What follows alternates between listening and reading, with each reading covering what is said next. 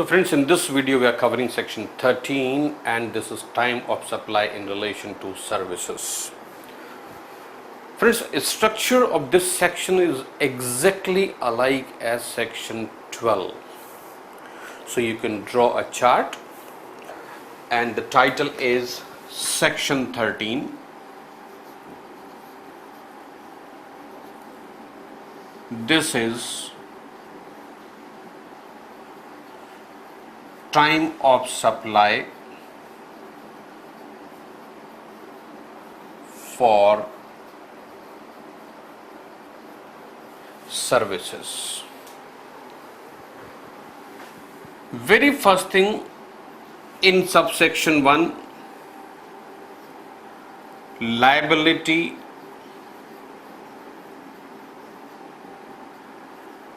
to pay tax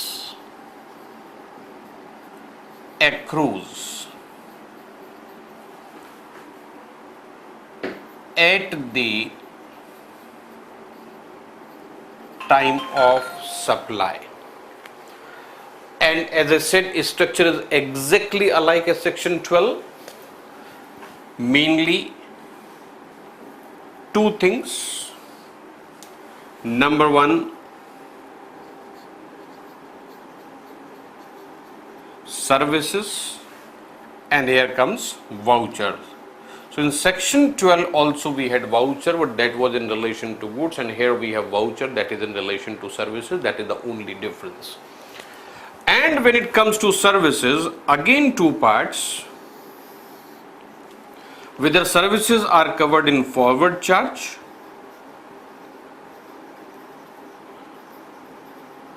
or those are covered in reverse charge. Okay, and subsection number remains same. Here it is subsection 1, this is subsection 2, this is subsection 2, this is subsection 3, this is subsection 4. Subsection 4, 5 and 6 are exactly alike, no change at all, no change, right? So if you have studied section 12 carefully, then subsection 4, 5 and 6 here are exactly alike, no change at all, right? So in case of voucher, what will be the time of supply? This is if supply is identifiable. If supply is identifiable,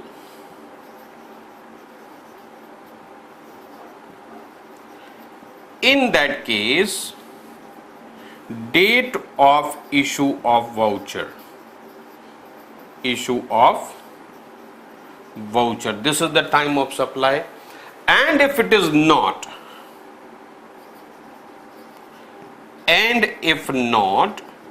then comes number 2, date of redemption. The day voucher is used for the supply, that date will be considered to be the date of supply of services for which a voucher has been issued, right? Now coming to reverse charge, in case of reverse charge, what will be the time of supply? So in this case, the first option is date on which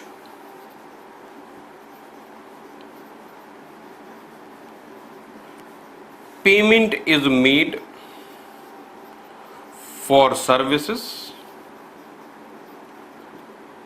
as entered in books or debit in bank account. So here also we have two things, and out of the two, again we will have one date whichever is earlier.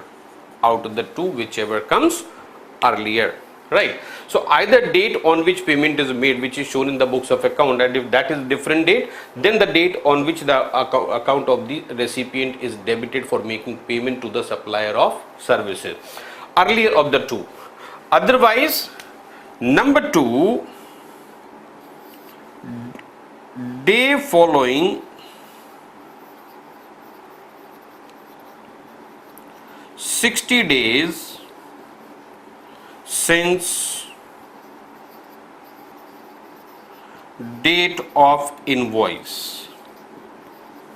Either invoice or any other document, whatever is issued for that purpose. So 61st day effectively, that is the time of supply. And again we have two, out of the two whichever is earlier, this is going to be the time of supply, right? And if it is not possible either here or here, then the date which is entered in the books of account of the recipient. So in that case, if not possible, as above, then date of receiving as shown in books of recipient. So this becomes the time of supply if the reverse charge mechanism is applicable, right? Since the things are same, that's why I'm not going to the details. Now when it comes to forward charge, what shall be the date or rather time of supply? So first is date of invoice or last date for invoice, and out of the two again comes whichever is earlier. So if the invoice is not issued within the time limit and the time limit is already prescribed under section 31, so the invoice has not been issued within the given time limit, then the invoice is deemed to have been issued on the last day, right? If this is not the case, then we have another parameter, and that talks about date of provision of service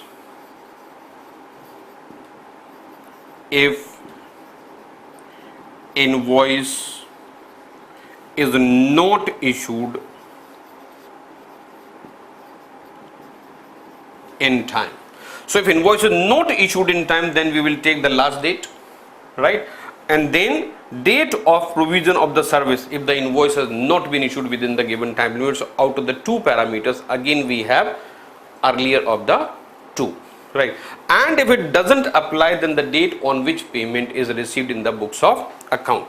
So that is the last thing. If these two are not applicable, so first of all we have earlier of the two,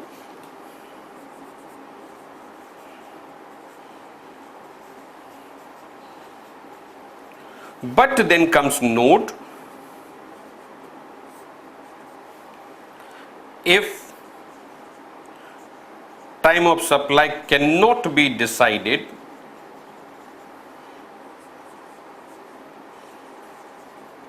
then the time of receiving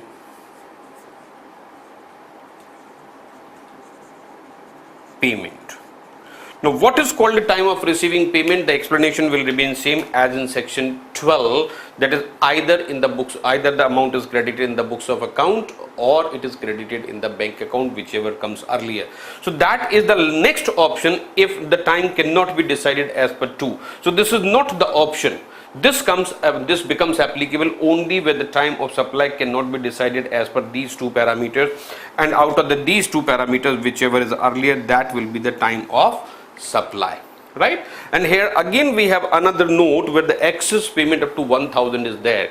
So if the service provider happens to receive a payment which is in excess of the amount covered in invoice and the amount is not exceeding 1000 rupees, then the supplier of the services is having the choice to treat how the amount of the tax is to be paid. So at the time of receiving the payment, or when the invoice is raised for that purpose. And another note says that when the invoice is issued or the payment is received, the supply is deemed to have been made. So those notes are same as in section 12, so those you can add here.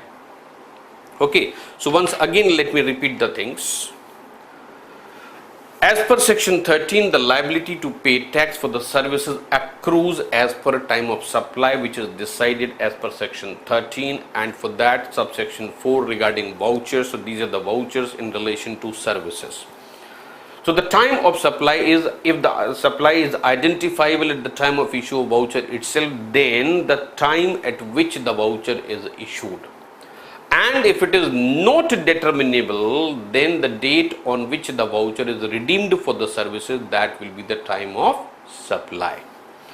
If the reverse charge is applicable, then the date on which the payment is made by the recipient to the supplier of services, or the entry is made, or there is a debit entry in his bank account, out of the two, whichever is earlier.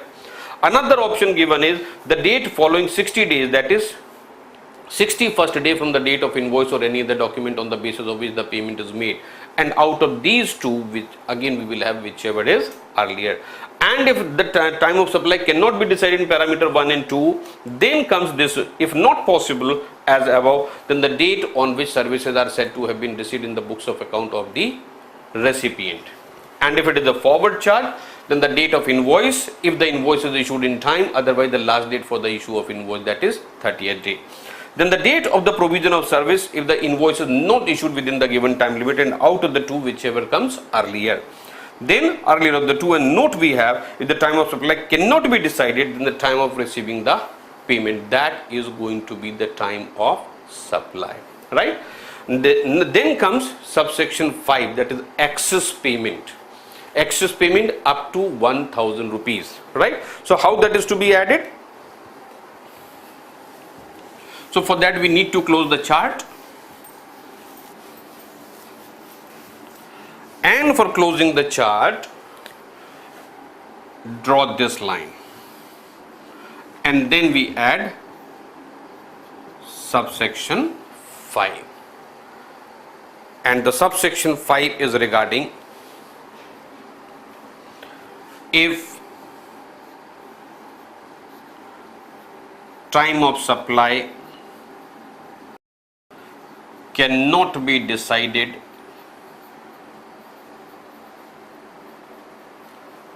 under subsection 2, 3 and 4.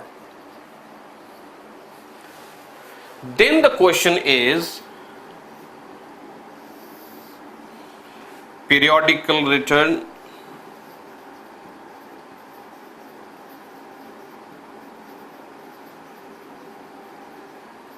required, or it is not required. So if it is required, then date of filing, and if it is not required, then date of payment. This becomes the time of supply. And subsection 6 is value addition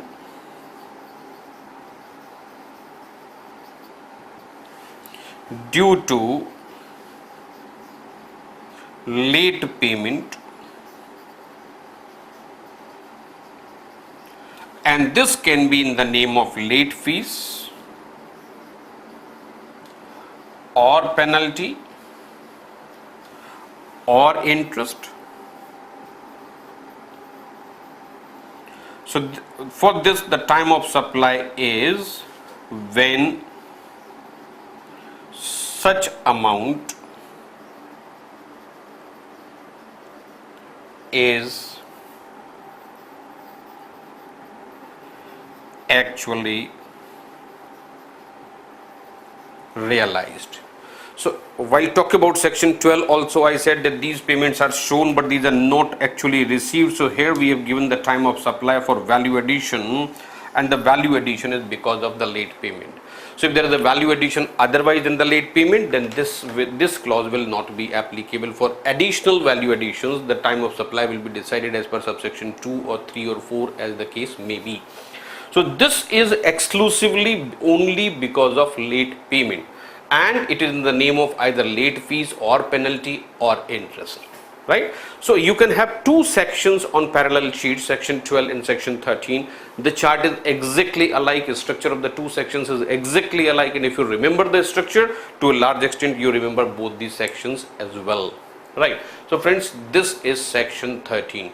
So before you go to the next video, I suggest you compare section 12 and 13, remember those thoroughly, and there are some practical sums given in the material, you can refer that as well. So to get the more clarity, you have to see the practical questions given in the material. Okay, so till the next video, have a good time.